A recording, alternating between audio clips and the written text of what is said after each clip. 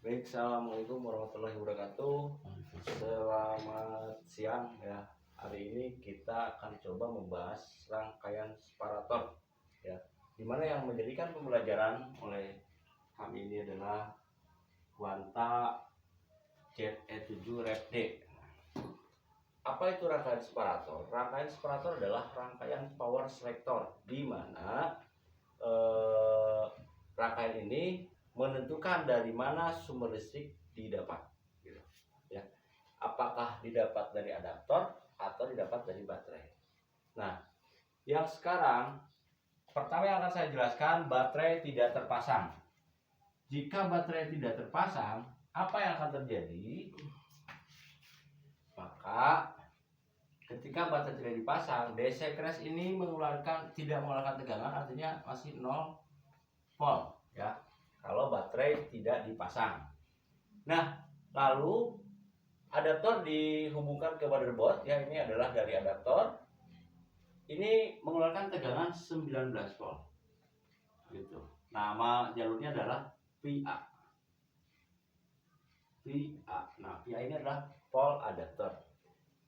Jalur ini setelah melalui PL6 dia berubah nama menjadi VA1 gitu ya. Kenapa? Karena sesuai dengan aturan skematik atau penulisan skematik, setiap listrik melalui komponen yang dipasang seri ya, ini karena melalui komponen PL6, maka nama jalurnya berubah menjadi VA1. Nah, dari VA1 listrik akan bergerak mengalir, yang satu mengalir melalui PD7 ya, mengalir melalui PD7 dan dia berubah nama menjadi VA2 gitu. Dengan tegangan berapa? Kita tahu bahwa listrik ini dioda ini PD7 ini korupsi listrik ya. Dia itu mempunyai sifat korupsi listrik untuk aktivasi dirinya, sehingga jika di sini 19 volt, maka di sini akan turun sedikit gitu. Umpamanya 18,6 volt gitu ya. Itu jika diodanya normal dan masih aktif ya.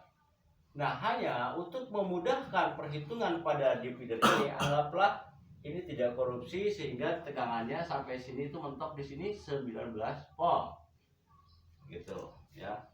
Dan listrik yang mengalir listrik yang lainnya mengalir kemana? Ke PD6. Ini masuk ke IC charging ya. Nah, karena ini baterai tidak dipasang, maka tidak ada proses charging. Oke, kita selanjutnya listrik di sini mentok di VA2 di kaki, ini kaki 4, ini kaki 1 2 3 nya di sini ya, di skema lebih jelas 1 2 3, ini kaki 1 2 3, ini kaki 5 6 7 8. 5 6 7 8 ini kakinya ya. Nah, di mana pada PQ38 ini kita tentukan dulu dari simbolnya, bahwa simbol komponen seperti ini dengan kode Q itu adalah transistor. Dengan simbol seperti ini adalah jenisnya jenis MOSFET ya. MOSFET apa tipenya? Tipe P channel yang punya sifat active flow. P channel ya, sifatnya active flow. Sehingga di mana kaki 4 ini sebagai gate dan ini sebagai gate-nya, gate ya, yang ini, dan ini sebagai source-nya, ini drain begitu. Kenapa ini disebut source-nya? Karena panahnya mengarah ke sini. Dan panah ini kenapa disebut P channel dan sifatnya active flow? Karena panahnya membelakangi gate gitu ya. Nah, sebelum PQ38 aktif, 19 volt ini belum bisa nyebrang ke drain ya. Karena PQ38 itu sebagai transistor, dan transistor itu fungsinya sebagai saklar otomatis gitu. Jadi isinya adalah seperti saklar aja, seperti ini ya. Ini seperti saklar. Jadi umpamanya ini source, ini drain gitu. Kalau ini belum aktif, maka saklar ini belum terhubung gitu ya. Nah, syarat aktif daripada aktif flow adalah P gas lebih kecil sama dengan negatif 2 volt. Nah, kalau memenuhi syarat ini maka dia aktif. Terus bagaimana cara aktifnya, prosesnya? Yuk kita perhatikan, di sini ada divider, di sini ada kapasitor, ya. Di sini ada PD8. PD8 ini sebagai jener, jadi fungsinya sebagai penstabil ketika terjadi lonjakan tegangan yang diakibatkan adaptor rusak. Umpamanya untuk kerjanya PD8, jika terjadi lonjakan tegangan karena adaptornya rusak, misalkan ini menjadi 25 volt, maka listrik, ini PD8, listrik kelebihan listriknya akan dibuang ke ground oleh PD8. Seandainya PD8 itu mempunyai Pmax 20 volt, maka listrik yang akan dibuang ke ground kelebihannya itu berarti 5 volt. 5 volt ini dibuang ke ground, maka di sini 20 volt gitu. Ya.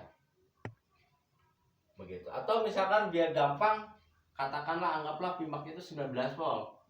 Jadi kelebihannya 6 volt. Jadi tetap di sini 19 volt begitu. Ya. Nah, selanjutnya adalah karena listrik di sini 19 volt ini DC, maka tidak bisa lewat melalui PC83, akan tertahan di sini.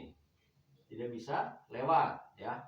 Sehingga mau tidak mau listrik harus mengalir melalui resistor ini, melalui hambatan. Ini ada PR132, ada PR131 yang dipasang berbentuk pola divider, pola pemasangan divider, ya, atau pembagi tegangan. Di skematik tidak ditentukan di sini berapa volt, sehingga kita harus paham bagaimana cara menghitung rumus divider ini. Ya, rumus divider adalah ini, dihitung dulu, V out sama dengan RA per RA ditambah RB dikali pin. Pin ini adalah tegangan masuk, berarti pinnya dapatnya dari sini, dari PA2 ini. Di sini berarti 19 volt, ya. RA-nya adalah yang ketemu ground, ini RA, berarti PR131 sebagai RA, berarti ini 220 per 220 ditambah 220 dikali 19 sama dengan 220 per 440 kali 19 sama dengan 1 per 2 kali 19 sama dengan 9,5 volt. Nah, sehingga di kaki gate ini terjadi tegangannya 9,5 volt, hasil daripada R divider. Begitu. Kalau listrik yang sini dia mentok cuma di sini doang. Udah, di sini 19 volt. Karena ini belum aktif, ya dia mentok gitu. Gak bisa nyebrang ke sini. Oke. Nah, jika ini 9,5 volt, maka tentukan rumus PGS. PGS sama dengan volt gate dikurangi volt source, gitu ya. Maka gate-nya 9,5 dikurangi 19 sama dengan negatif 9,5 volt. Nah, kalau negatif 9,5 volt nilai VGS-nya, maka terpenuhi syarat kerjanya. Karena negatif 9,5 volt itu lebih kecil daripada negatif 2 volt. Nah, kalau ini sudah terpenuhi, maka transistor ini, ya, yang ini terhubung gitu. Ini terhubung nih. Gitu, ya. Ini terhubung. Kalau udah terhubung, maka 19 volt ini bisa nyebrang. Ini menjadi 19 volt, nyebrang dengan namanya pin. Ini istilahnya R besar, ya. Yang ini R besar itu sebagai output separatornya. Nah, demikianlah bagaimana proses listrik mengalir bisa sampai menyeberang ke resistor ini. Ini PR berapa, Pak, di skema?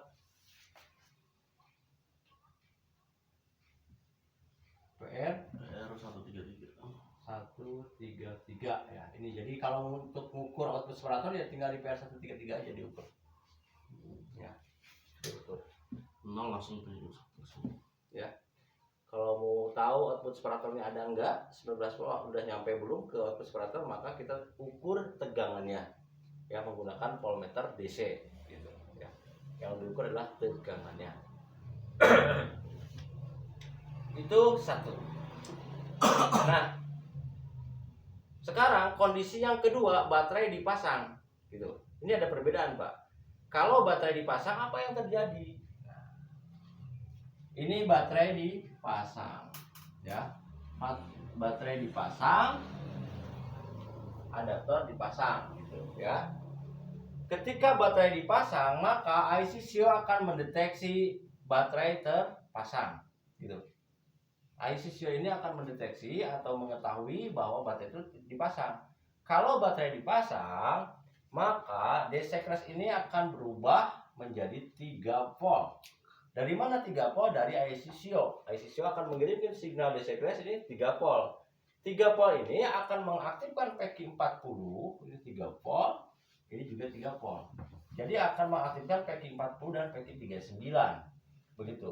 Dimana ketika baterai dipasang, maka proses listrik ini langsung ngalir saja, Pak. Ya. Tanpa ini belum aktif juga dia ngalir. Kenapa? Karena arah diodanya seperti ini, ya. Jadi dari baterai dari lewat PL1 ngalir ke sini langsung, di sini langsung 12 volt. Tanpa ini aktif dulu juga ini udah nyebrang gitu. Ya. Ini belum aktif juga sudah nyebrang karena ini arahnya seperti ini. Begitu, ya. Nah, ketika dia nyebrang ini langsung aktif. Ketika aktif maka arus mengalir lebih banyak gitu. Tanpa lewat dioda ini nantinya. Tegangan sudah nyampe ke sini, nah ketika aktif maka dia langsung ngalir full, ya. Bagaimana prosesnya? Di sini ada air divider nih. Ini PR berapa, Pak?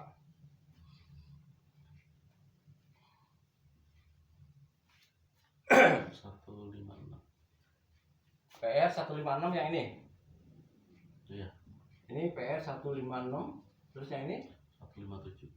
157. Ya, dengan hambatannya 10K untuk 156. ini 10K. Yang ini 33K. Nah. Oke. Ini hitung sendiri ya. Tolong dibantu. Ketika ini aktif 3 volt, ini kan PECI 40 aktif, Pak. Betul nggak? Kenapa? Karena ini 3 volt, ini 0 volt gitu. Ini kan PECI 40 adalah MOSFET N channel yang punya sifat aktif high. Ya. Lihat panah ini menghadap ke gate. Ya, ini gate-nya. Ini source-nya, ini drain. Saat aktifnya adalah VGS lebih besar sama dengan positif 2 volt. Kalau gate ini dapat 3 volt, ya, rumus VGS. Volt gate dikurangi volt source, ya. Berarti gate-nya 3 volt, source-nya ground 0 volt. Berarti positif 3 volt. Nah, positif 3 volt ini lebih besar daripada positif 2 volt. Sehingga saat aktifnya terpenuhi. Kalau saat aktif terpenuhi, maka kaki drain dan kaki short ini terhubung begitu. Ini terhubung nih. Ini terhubung, ya. Ini terhubung di sini. Kalau ini terhubung, maka PR156 akan menjadi RA dan ini akan menjadi RB. Kenapa? Karena ini ada terhubung ke ground. Begitu, Pak. Ya, sehingga dividernya berfungsi, dividernya aktif gitu. Karena divider itu adalah gabungan pull up dan pull down gitu. Pull up adalah resistor yang ketemu sumber tegangan, pull down adalah resistor yang terhubung dengan ground sehingga terjadi pembagi tegangan begitu. Tolong dibantu ini berapa Vout-nya? Vout di sini biar tahu. RA per RA ditambah RB dikali pin, ya, tegangan masuknya.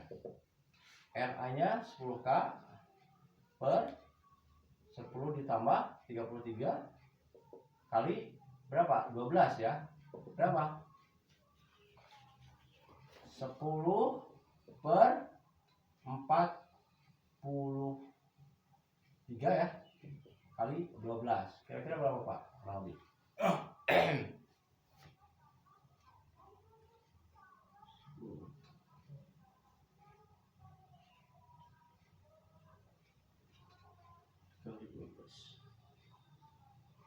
Sepuluh per 43 kali 12. 2,79. 2,79 volt. Nah ini 2,79 volt di sini ya, gitu. Oke. Nah kalau ini dia langsung ngalir saja sini pin 12 volt pinnya berarti ya. Lantas apa yang terjadi dengan PQ39 ketika baterai dipasang gitu kan? Nah ketika baterai dipasang ini ada 3 volt Pak, gitu.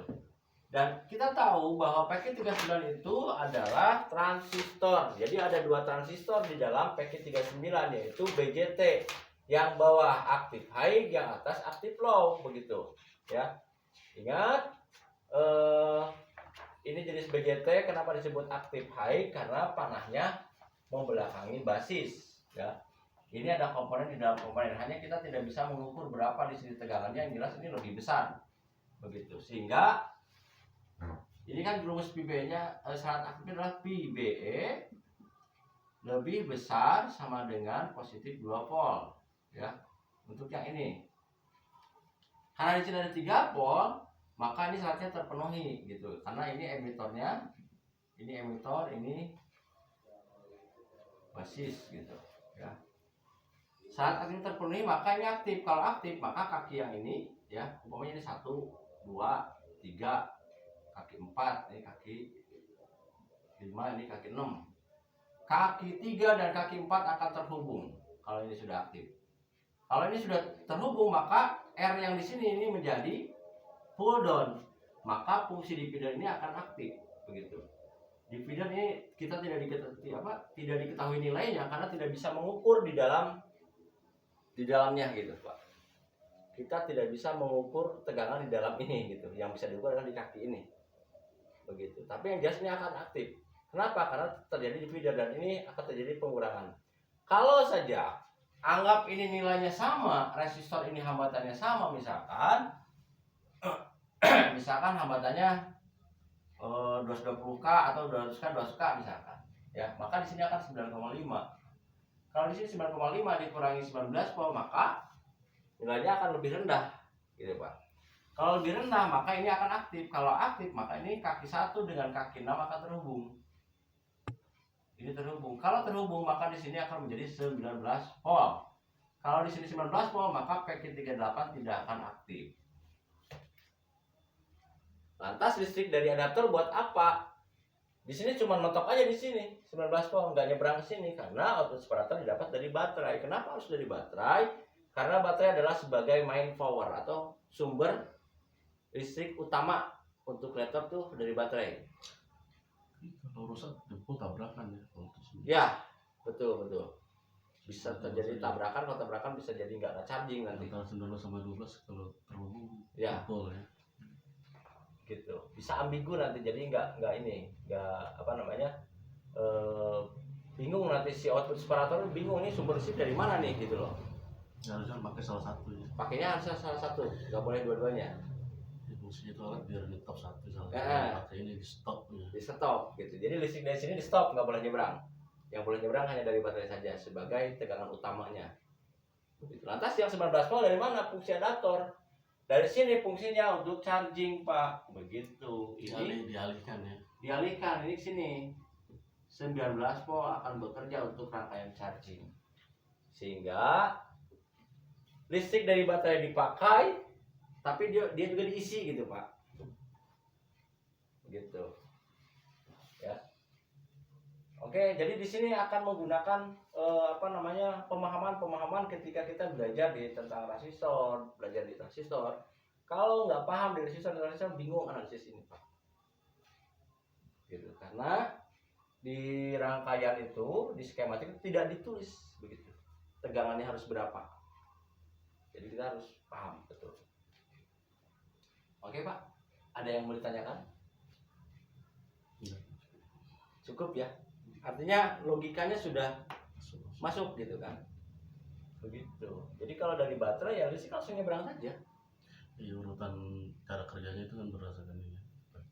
Tinggal mau pakai mana, tenaga powernya mau pakai baterai atau pakai adaptor. Ya. Kalau misalkan pakai baterai saja, berarti tidak, fungsi charging nggak ada. Efeknya apa ya? Nanti lama-lama listrik yang ada di baterai berkurang gitu. Karena tidak ada fungsi charging. Hanya begitu aja. Oke ya. Demikian penjelasan dari saya mengenai rangkaian separator. Nah, sekarang belajar analisis kerusakan. Ya, mumpung masih di rangkaian ini. Gitu. Jika baterai tidak dipasang, mestinya listrik di sini ngalir di sini kan? Nah, ini kenyataannya listrik di sini, baterai tidak dipasang. Listrik di gate ini ada tegangan 19 volt, Pak. 19 volt. Kira-kira komponen mana yang kemungkinan rusak? Kalau di gate ini tegangannya 19 volt. Karena kalau di sini 19 volt, maka PQ38 tidak akan aktif. Kalau tidak aktif, 19 volt ini nggak nyebrang ke sini gitu. Ya. Ini sering kejadian nih, laptop kayak gini. Mati total artinya akhirnya. Kenapa? Karena 19 voltnya nggak nyebrang, ya gimana mau hidup gitu loh. Karena pin ini adalah tegangan awal yang akan diolah oleh regulator-regulator selanjutnya. Begitu. Oleh rangkaian regulator selanjutnya. Kira-kira yang mana yang rusak? Kalau di gate ini tegangannya 19 volt.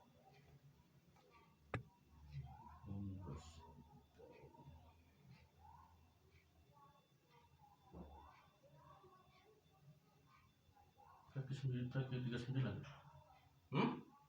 PQ39 ini rusaknya kenapa? PQ39 jebol. Kalau PQ39 jebol, maka ini kan harusnya tidak aktif ya, Pak. Kalau jebol dia kan aktif gak aktif dia, kalau namanya juga udah jebol ini udah terhubung ke sini, Pak. Maka 19 volt langsung di sini. Maka ini nggak bakal aktif.